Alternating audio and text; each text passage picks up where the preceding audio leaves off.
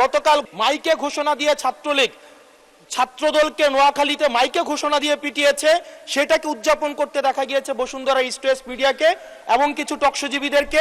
আমার মাননীয় মন্ত্রীর কাছে প্রশ্নটি হচ্ছে, এইসব যারা এই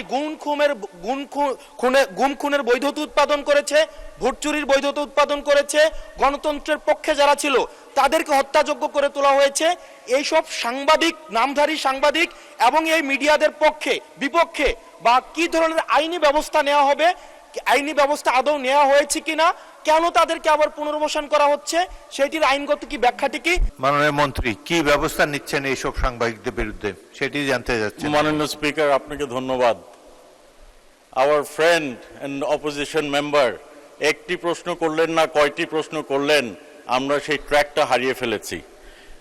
আমরা একটি কথা বলতে চাই, গণমাধ্যমের স্বাধীনতা রয়েছে, তবে দেশের প্রচলিত আইন অনুযায়ী সকল যারা এই গণতন্ত্র সমুন্নত রাখার বিপক্ষে কাজ করবে, গণতন্ত্র ধূলিসাৎ করার কাজ করবে, কোনো সন্ত্রাসের কাজ করবে, সে যেই হোক, সে আইনের ঊর্ধ্বে না, তার বিরুদ্ধে প্রচলিত আইনে ব্যবস্থা নেওয়া হবে।